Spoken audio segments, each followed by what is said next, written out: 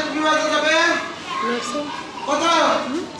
2 দিয়ে যাবে না, 3 দিয়ে যাবে না, 4 দিয়ে, 2 দিয়ে যাবে হলো 13 দিয়ে। কত দিয়ে যাবে?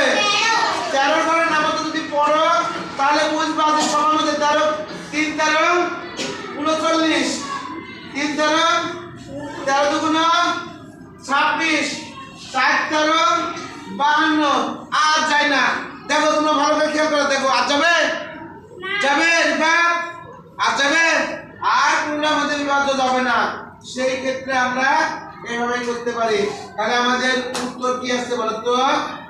এবার কে বলো কোনটা উত্তর হবে? কে পারবে দেখি? 13। তার মানে যেটা বিভাজ্য যাবে আমরা এই সাইডেরটা নিব না, লসাগু হলে এই সাইডেরটা হতো, শুধু বাম সাইডে দেওয়া যেটা কমন সেটাই শুধু আমাদের নির্ণয় লসাগু হবে। আর লসাগু হলে কমপক্ষে 3 সময়ের মধ্যে গেলে হতো। সবাই বুঝতে পেরেছো? তাহলে তোমাদের সবাইকে ধন্যবাদ যে আমার লসাগু অঙ্কটা তোমরা বুঝতে পেরেছো। ভালো থাকো, সুস্থ থাকো, বেশি বেশি করে অঙ্ক করো, ঠিক আছে?